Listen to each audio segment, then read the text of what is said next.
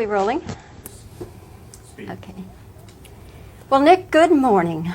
Yeah, it is morning, isn't it? Yeah. Come on, a movie star like yourself, you're used to starting early, 6, 7? Yeah, but New York stays open all night, so it's... Yeah, they had to close the town earlier, And then Nick would be more bright-eyed and bushy-tailed. You look good, though. You look good. Yeah, I feel all right. You have to feel marvelous because the advance reaction to the film, 48 Hours, is just fantastic. You're aware, I guess? Yeah, I feel real good about the reaction to it. I saw it finally in a little theater in L.A. With a regular audience, just to see how, instead of seeing it with the industry, because if you see it with the industry people, they're obviously going to tell you it's fine. But the audience reacted real well to it, and so it really moves. Walter Hill did a real good job with it. I read, though, that originally you did not want to play this character. No, I had always kind of said to myself that I would never play a cop because, it had been done so much and everybody had played a cop, and I just didn't, see any reason to. And I had always considered myself a little bit on the other side of the law, not a criminal or anything, but driving down the freeway, I always thought they were after me, like we all do, So I went up to San Francisco to research, detectives and the kind of men they are, to clear my own stereotype viewpoint of police officers and what they're really up to and what they do. And I was able to do that. I found men of great integrity and men that are really committed to a certain function in society of the protector, So, and then I was able to go ahead and approach the role. Nick, did you have any say-so at all about Eddie Murphy being your co-star? No, not really. There were several actors presented, and they asked me what I thought, and I said, they all sound fine to me. And Walter came to New York and talked to Eddie, and it was his choice, and it was a marvelous choice, Who were the other actors? Well, I think they were considering Gregory Hines and the actor from Ragtime. I forget his name now. But that's typical of every film. There's always about 5 or 10 names that are tossed around. And they decided that Eddie was the actor to do it. Did you at any time feel that because the way the role is written, I'm talking about Eddie's role, that you were being unduly challenged, or that perhaps you would be overshadowed if you didn't watch it? No,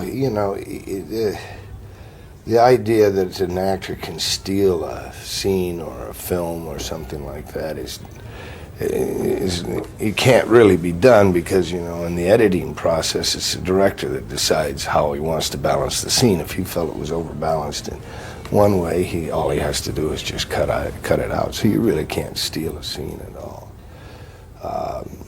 And so then the only thing was to build these two roles as a cop and a convict, and to get those circumstances right, and whatever. No, I didn't. I was just looking forward to working with Eddie, and it was up to us whether we could put that chemistry together.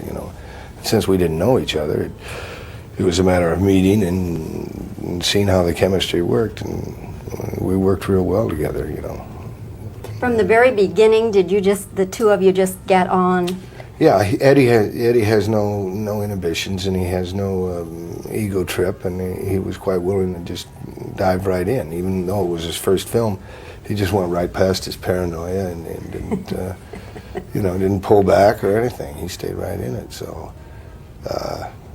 it was just a wide open situation, which is a pleasure, Nick, it really is amazing, isn't it? He's 21 years old, and to have accomplished the success and have the success and fame he has at 21. I just wondered, at 21, what were you doing?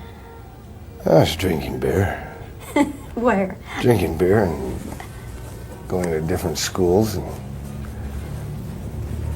trying to get a hold of some girls, I mean, the normal stuff. But did you have your eyes set on any particular goals, career goals, or anything like that? No. No, that's far too young. Far too young, you know.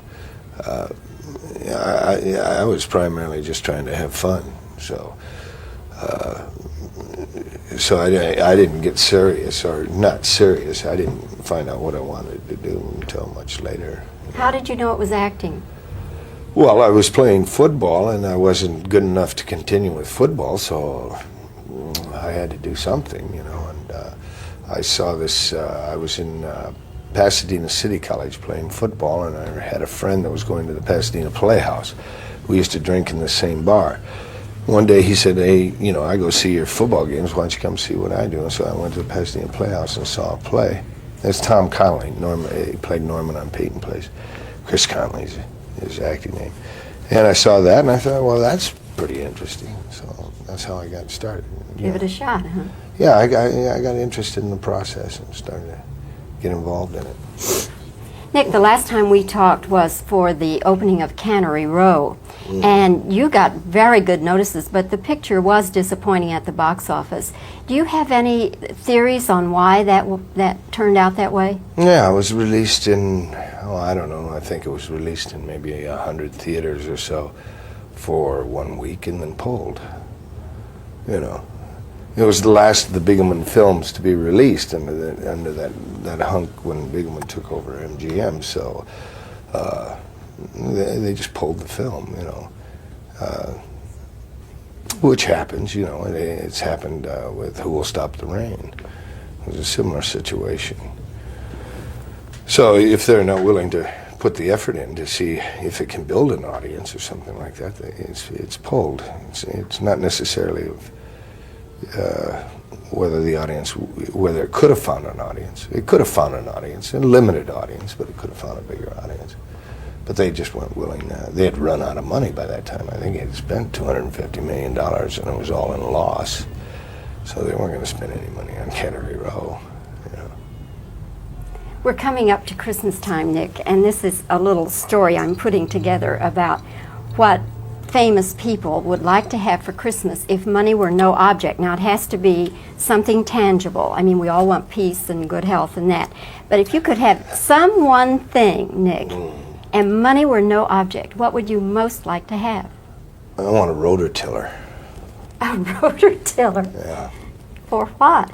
Because I want to put my garden in there, you know. So I got to go buy a rototiller. Do you have a garden always? Yeah, I have a garden, but you know, I haven't had a chance. I bought a house, and I haven't had a chance. I bought it, I don't know, 3-4 months ago. No longer than that, 5 months ago, and I lived there 2 weeks. You know, so I just got back from Mexico about 3 weeks ago, so I've been there 3 weeks. So the asparagus patch, I got to cut that down, and I want to put the garden in. So I haven't, and I ended up in New York, so. You know, so I want to get the rototiller. All right, we're making a list, and we're going to say Nick Nolte, rototiller. Right. Okay? Yeah, Troy built. Troy built. Yeah. Okay. Yeah. All right. Nick, congratulations on a really super performance in 48 hours. I know it's going to be a big hit for you. And have a good year. Thank you. It's good to see you again. Good to see you, Nick. Yeah.